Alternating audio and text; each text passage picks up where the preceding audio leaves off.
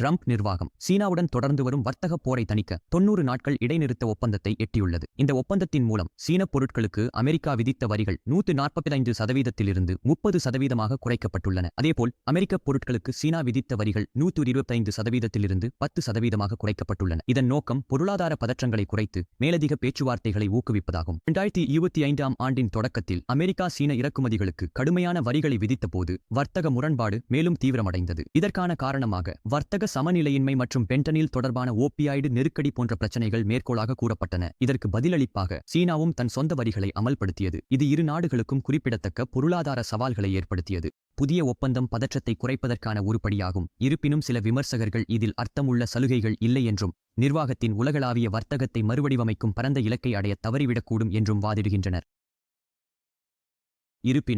இருப்பினும் ஜெவரானா ஒரு நிலையான தீர்வை தொடர்ந்தும் தேடுகிறது. பழைய நிலைகளுக்கு வரிகளை குறைக்கும் முயற்சியில் இது முடிவில் சாத்தியமானதாக இருக்கலாம். இருப்பினும் சில பகுப்பாய்வாளர்கள் நிர்வாகத்தின் வரி உத்தரவாதத்தின் நீண்டகால தாக்கத்தை கேள்விக்குறியாக பார்க்கின்றனர்.